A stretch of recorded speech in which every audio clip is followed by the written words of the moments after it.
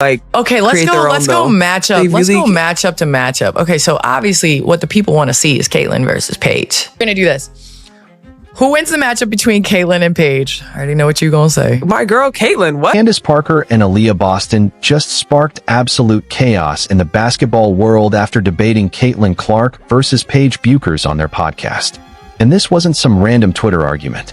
These are WNBA champions, elite players, giving their raw, unfiltered takes on who would actually win in a real head-to-head matchup. What they said, it caught a lot of people off guard. Before we break down exactly what Candace and Aaliyah revealed, and why their answers have the entire basketball community divided, drop your vote in the comments right now. Team Caitlyn or Team Paige? Because once you hear what actual WNBA players think about this matchup, you just might change your mind. WNBA post about 2024 versus 2025 all-rookie teams. Who wins a game to 21? Why is it 21? Why can't it just be who wins a game? No, why's it gotta be 21? Because people play to 21. That's what they 21 is like not 5 on 5. 21 is like, yo, check up. We got 3 people. You never played jackpot. But you come on, man. You can't just play to 21. Like, what's the problem with 21? I want a full game. And we're gonna go down the list. This is kind of tough. I'm not gonna lie. Caitlin Clark, Angel Reese, Camila Cardoza, Rickea Jackson, Phoebish versus 2025, which is Paige Bueckers, Sonia Citron, Kiki Irifen, Dominique Malonga, and Janelle Salon. All right, so Candace Parker and Aaliyah Boston just dropped a new podcast episode, and they went straight at the debate that's been dominating basketball conversations for months. Caitlin Clark versus Paige Bueckers. And this wasn't some quick, throwaway discussion. They went deep, breaking down real matchups, comparing skill sets, and giving their brutally honest opinions on who would actually win in a real game. And let me tell you, their takes didn't just land quietly. They lit a fire under the entire basketball community, sparking reactions everywhere. Really, like, okay, let's go match up. Let's go match up to match up. Okay, so obviously what the people want to see is Caitlyn versus Paige. We're gonna do this. Who wins the matchup between Caitlyn and Paige? I already know what you're gonna say. My girl Caitlyn, what? Okay. The whole debate actually started with a simple WNBA social media post, but it spiraled fast. The question was straightforward. The 2024 rookie class versus the 2025 rookie class, first team to 21 points. Who wins? Aaliyah Boston immediately wasn't feeling it. Her first reaction? Why 21? She wanted a full game, not a pickup-style sprint. Candace Parker pushed back, explaining that games to 21 are standard in pickup runs.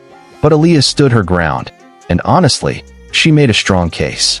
21 points doesn't show rotations, fatigue, coaching adjustments, or how players adapt as the game unfolds. A full game tells the real story. Now here's where things really got interesting, the rosters. The 2024 rookie class featured Caitlin Clark, Angel Reese, Camila Cardoso, Rickea Jackson, and one more key contributor. The 2025 rookie class countered with Paige Bueckers, Sonia Citron, Kiki Irifen, Dominique Malonga, and Janelle Salon. On paper, both teams are stacked, but the styles couldn't be more different. Candace immediately zeroed in on the biggest separator, shooting. She pointed out that the 2024 class clearly has the edge there, and it's hard to argue. Caitlin Clark is arguably the best shooter in women's basketball, period.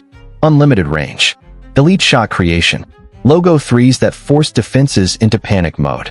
When you have a player like that on the floor, everything changes. Defenders can't sag off. Help defense becomes risky. The floor stretches instantly, opening driving lanes and post opportunities for everyone else. One shooter doesn't just score, she warps the entire defense. And that's when this debate stopped being hypothetical and turned into a full-blown basketball chess match. Sonia Citron and I'd actually, Rickea. We'll do Rickea. Sonia Citron and Rickea. I still think Rickea can win that. You think Sonia's gonna win that? That is more of like a coin toss, to be honest with you. Yeah. Skill set wise, they actually play very similar, but I do think system wise it's different. So we're seeing different skill sets. That's true. Because Rickea doesn't play in Sonia's system and Sonia doesn't play in Rickea's. But then they started breaking down the individual matchups, and that's when the debate really caught fire. Because there's one matchup everyone wants to see, the one that would sell out arenas and shatter TV ratings. Caitlin Clark versus Paige Bueckers. These are arguably the two most talented guards to come out of college basketball in the last decade. Championship pedigree, massive fan bases, game-changing ability. Either one can take over a night by herself. So the question becomes simple and explosive. Who wins head-to-head? Aaliyah Boston didn't hesitate. My girl Caitlin. And that answer matters, for a lot of reasons. First, Aaliyah plays with Caitlin on the Indiana Fever. She's seen it up close at the professional level. The preparation, the work ethic, the poise under pressure. This isn't fan loyalty. It's a teammate vouching for someone she battles with every single day in practice. Second, Aaliyah Boston is one of the smartest players in the WNBA. She's not chasing clicks or throwing out hot takes. When she says Caitlin would win that matchup, it's coming from real, informed basketball knowledge, an understanding of both players' games.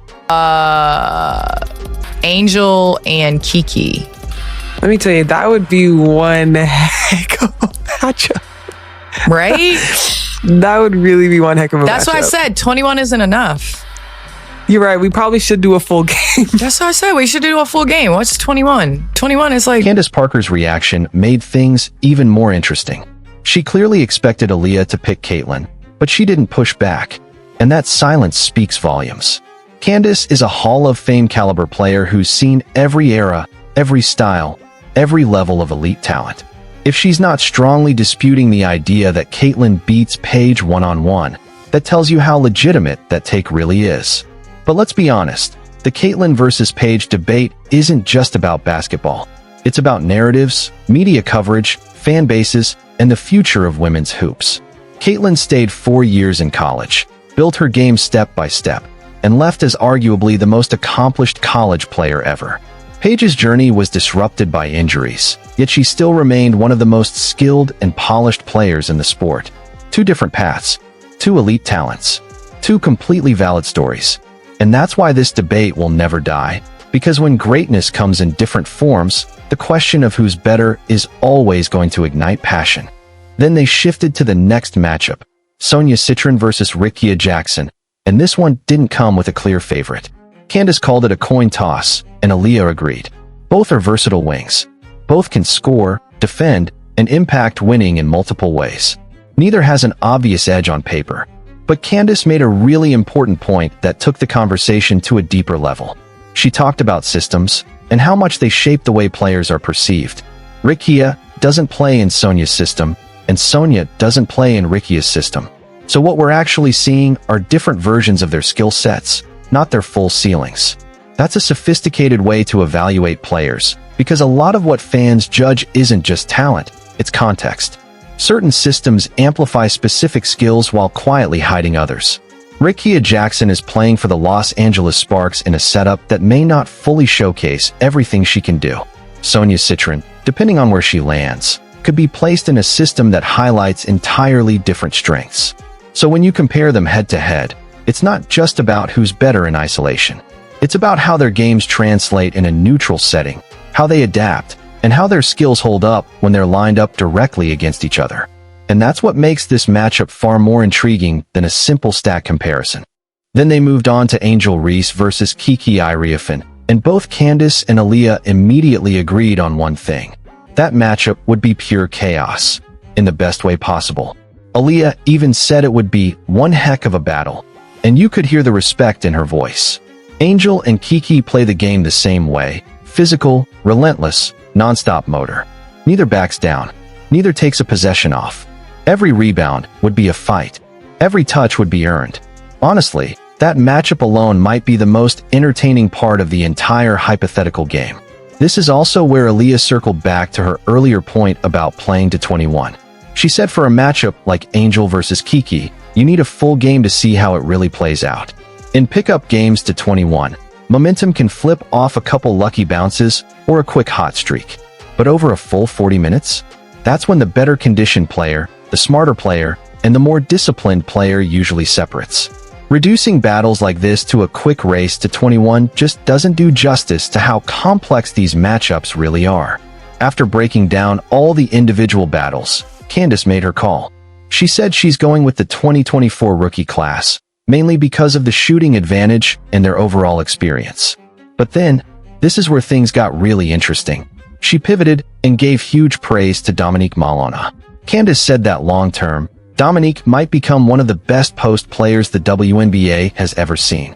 That's massive praise coming from someone who's played with and against elite post players for over 2 decades. What makes Dominique special, according to Candace, isn't just her size. It's the full package: skill, passing ability, finishing with both hands, understanding angles, positioning, and spacing. That combination, size plus basketball IQ, is what leads to sustained greatness at the professional level. So even though Candace thinks the 2024 class wins right now, she's acknowledging that the 2025 class may have higher long-term ceilings. Then the conversation took a fun turn. They compared their own rookie classes. Candace's 2008 class included herself, Sylvia Fowles, Candace Wiggins, Nikki Anasike, and Mattia Javan. Aaliyah's 2023 class featured Diamond DeShields, Jordan Orton, Lee Uru, and others. Aaliyah tried to be diplomatic at first, saying she rides for her squad, but Candace pressed her. Would she really be telling the truth if she said the 2023 class would win? Aaliyah didn't dodge it. I would be lying, and I would hate to get up on this pod and start lying. That honesty is exactly what made this conversation so good. The 2008 class was stacked. Hall of Famers, championships, MVPs. The 2023 class has talent, but they're not there yet, and they may never reach that level. Candace did offer some context, pointing out injuries and disrupted development for players like Jordan Orton and Diamond DeShields. Still, the gap between those two classes is obvious to anyone being real. What this entire discussion revealed is how professional players actually evaluate talent. They're not just looking at stats or highlights. They're thinking about systems, matchups, physical tools, basketball IQ, conditioning, work ethic, and long-term potential. When Candace and Aaliyah debate Caitlyn versus Paige, they're not arguing box scores. They're asking who wins when everything is on the line. That's why Aaliyah picking Caitlyn without hesitation matters. She's not being a homer. She plays with Caitlyn every day. She's seen the preparation, the adjustments, the clutch moments. And based on first-hand experience, she believes Caitlyn wins that matchup. That opinion carries far more weight than a talking head who's never played professional basketball. But maybe the most important takeaway is that this debate exists at all. These conversations are happening because women's basketball is thriving. Fans care. Media is paying attention. Players are engaging openly. The Caitlyn versus Paige debate has become the defining rivalry of this generation, much like Bird versus Magic in the 1980s. Different styles, different journeys, different fan bases. And just like that rivalry, it may never be fully settled, because both players have legitimate cases. Candace and Aaliyah made one thing clear. Basketball is too complex for simple answers. Shooting matters. Athleticism matters. IQ matters. System fit matters. Chemistry matters. Experience matters. And the best evaluators, the ones who've lived it, understand that better than anyone. So there you have it. Candace Parker and Aaliyah Boston weighed in, and Aaliyah chose Caitlyn without hesitation. Do you agree? Or is Paige still your pick? Drop your thoughts in the comments. Hit that like button and subscribe for more women's basketball content. Because this debate, it's not ending anytime soon.